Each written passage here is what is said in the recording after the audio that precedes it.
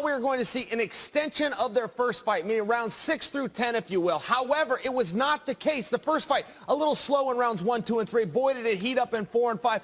It's almost like they rewound the tape. They felt each other out in the first 3 rounds. Tyron Woodley really got going in the 5th round. We're all kind of on bended knee here, waiting to hear for the result. It's possible. Gilbert told me this in the green room. It's possible by his math that it's a draw, and I happen to think I might agree with him. Well, you both would be wrong because the announcement's just been made, and Tyron Woodley has been announced as the winner. And I thought when I was watching it, if one guy is aggressive in the 5th round and he nearly knocked Wonderboy out, that would be the decision. And Gilbert, ultimately, I think that's what it was. I agree. At the end of the day, he won the fight no matter what the scorecards were because he almost finished them. But I had it 3-1, 2-2 going into that 5th round right there, and Woodley needed to push forward. I was very disappointed that he didn't do this out the gate. Why didn't you push forward out the gate? You can hit him. If you hit him, you can put him down. And he did. He felt the little, he was desperate towards the 5th round, knew he had to make something happen. And he pushed forward, and he landed the big right hand with less than a minute to go and almost finished Wonderboy Thompson. A great finish for the champ. I can tell you the scores, guys, from the 3 judges, 48-47, 47-47,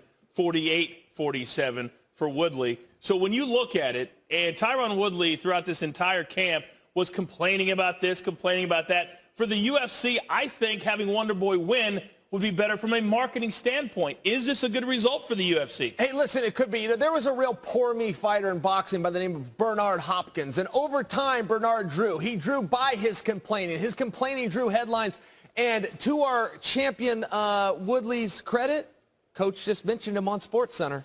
Well, that's very true. And I have to agree. I think Woodley is doing a great job of promoting himself. He's had a couple appearances in sports, and he's very well spoken. Yeah, he's not your normal trash talker, but he shows his intelligence and a high IQ in the fight game, and I love the way he talks, to be honest. Coach, can I criticize Woodley really fast? Listen, please. He had this major feeling out process where he was warming up. He kept being able to touch Wonderboy right in the chest, and he was hitting his chest. Wonderboy's chest was even getting discolored.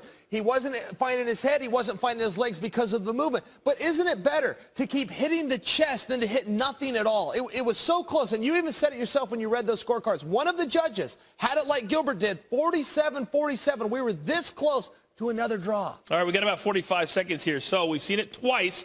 Do you think because it was so close again, although not as entertaining, that we're going to see this a 3rd time? No, I think it's time to move on. Woodley did. He dodged the bullet here, and he stepped up in the 5th round, and it wasn't a draw. It was a finish, and he is the champion. I could see if it went the other way, maybe give the champ another chance, but I think it's time for Woodley to move on and Wonderboy to move on as well. What's the future for Wonderboy? I think we just need a little bit more parity. There's a lot of guys in that division right now, including the former champion Robbie Lawler. Let's bring in some new blood. Well, I tell you what, George St. Pierre is coming back. We know that. He's going to fight at 185 at first. He may come back at 170. It'll be interesting to see what is going on moving forward in the welterweight division. But tonight, I think a little disappointing for all of us, right? All right. Gilbert Melendez, Chael Sonnen, UFC 209 in the books. Tyron Woodley is still your welterweight champ.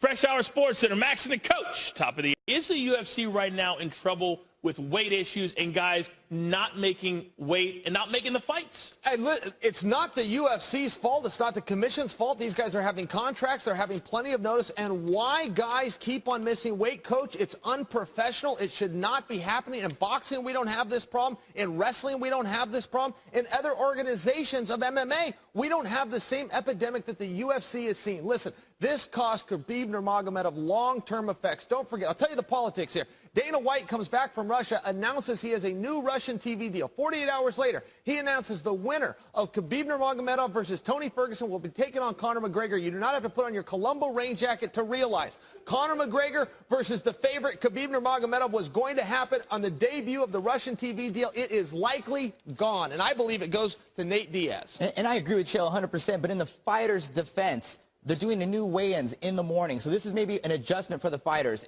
I thought it would be a perk for the fighters, but it may be a new adjustment, as well as the amount of weight classes we have versus boxing. We have 15 pounds between 55s and 70s. So Khabib had a choice. Do I go up to 170s or I make the strong cut to 55s? Ideally, a perfect weight class for him, Nate Diaz, would be 162 pounds. But they don't have that option. So in their defense, but we are professionals. We have 8 weeks to prepare for a fight and 8 weeks to prepare to weigh in on the scale. And those are only 2 jobs: show up, make weight, and show up and fight. Both guys lost a minimum $500,000 on Saturday night. Chael, Gilbert, thank you guys very much. Pleasure, Coach. Stephen, thank you for your time. Obviously, this isn't your favorite thing to do, I'm sure. Talk to me about, let's go for the very end of the fight. When the judges were, or when Bruce Buffer was announcing the judges' scores, what was going through your mind? I thought I pulled the fight out. I thought I had it in my mind. I won 3 of the 5 rounds, and but it goes to show you can't leave it in the judge's eyes. So I was very cautious out there. I knew he was looking for the takedown. I could hear his corner man say, "Hey, look for the takedown. Throw the right hand. Look for the takedown." So I was very cautious, being aware of that. Just try to pick him apart, but it wasn't enough. You know, I spoke with your dad and I spoke with you yesterday, and you both seemed pretty adamant that you felt like you had the correct game plan after studying the tape from that first fight at UFC 205. Were you able to implement exactly what you wanted to do inside the octagon? Yeah, I mean, I could have thrown a little bit more, but when you're out there, of course, going in, you're like, hey, I'm going to go out there, be a little bit more aggressive. But when you're out there and you're standing in front of somebody like Tyron, who's very strong in the clinch positions, got great takedowns and a big right hand, you have to be cautious when you're out there. So I just used my movement and just try to pick them apart and play the game. Mentally, how did you feel out there? I felt fine. I felt great. Going into the 4th round, I remember going, hey, man, I got this fight. Or, excuse me, 5th round. He ended up hitting me with the right hand, went down, popped right back up, kept distance, and got the fight back up to my feet. And after that, I was fine. Do you feel like the way you approached the fight actually threw him off? I think it did a little bit. You know, switching sides. My last fight, I kept my left side forward the entire time. I switched sides, kept my right side. Tried to mix it up, going to the head of the body, occasionally throwing some head kicks, working that side kick, trying to keep him at bay. But I think it did. I think he expected me to come out with my left side forward. When I came out right side, I think it threw him off a little bit. Obviously, you're such a class act for answering these questions for us, and I know that you'll want to get right back in there, especially after experiencing a loss. So is there a point where you call up the UFC and say, hey, I want to get on this card, or I want to fight this guy, or do you just want to take some time off? You know what? We'll see. You know, I took a shot that last fight, and 2 big ones the fight before last. Got to go back and work on my game planning and, you know, come back stronger from this. So, yeah, I mean, wherever the UFC wants, I'll get back with my coaches, and we'll see what's next. Well, thank you so much for your time, Stephen. We appreciate it. Thank you, Karen. Dana, let's talk about the main event. How did you score it? I had it 3-2. For? Wonder Boy. Were you surprised that it took so long to compile those scores? Were you thinking it might possibly be a draw? And I didn't think it was going to be a draw. I mean, from the fight that I watched, you know, I had it 3-2 Wonder Boy, and one of the judges scored the last round 10-8, which is insane.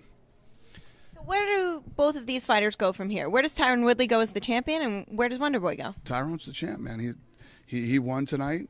You know, listen, me, the fans, everybody else, we're not judges. The judges called him the winner tonight, so he's the winner. And, you know, we'll see where we go from here, you know. Listen, this fight didn't help his case in any way, shape, or form. But I don't know. We'll see what happens from here. There's a lot going on at welterweight, though. It seems like there's quite a few options. Damian Maia is already, I know, wanting that shot. Is there anyone that stands out as the next contender? I don't know.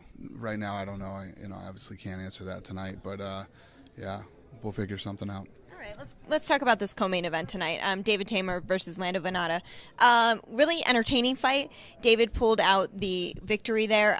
Was that what you were expecting? Because Lando had a lot of hype. He's had these impressive performances before in the octagon. We absolutely expected that. That's why we moved that up to the co-main event. I knew that was going to be a great fight. Obviously didn't know who was going to win it, but we knew it was going to be good. And then you had Alistair Overeem defeating Mark Hunt in incredible fashion. We just learned from you at the press conference that he actually had some food poisoning. Yeah, so he's down. He's actually, first of all, he didn't even mention it in his interview with Rogan, and he was at the press conference. He didn't say a word about it either. He was incredibly ill. I didn't think the fight was going to happen. He went to the hospital and was there for a while. Went back to his room and had to go back to the hospital again. Today, before the fight, he was at the hospital till 2 o'clock. They were thinking that he was going to actually be late getting to the arena today. He wanted to fight, and you know, I have so much respect for him for staying in that fight. Not only did he pull that off, you know, to actually be able to get into the octagon and compete, but he knocks out Mark Hunt, feeling as sick as he was. Yeah, man, that certainly paid off. Will be interesting to see what's in his future as he's ranked number 3 at heavyweight. But before we let you go, a lot of people have been wondering what the future for Tony Ferguson and Khabib Nurmagomedov is. Are they going to be booked together again, or is this something where they're going to each go on a separate path? I don't know. I don't know what to do. We got to see how Khabib, rebounds from this thing. He just had a weight cut in New York, and then he cut weight again here, and it's going to take him a while to heal from this weight cut. So I honestly don't know. We'll see what happens. Okay, thank you so much for your time, boss. We appreciate it. Thanks. Karen, back to you.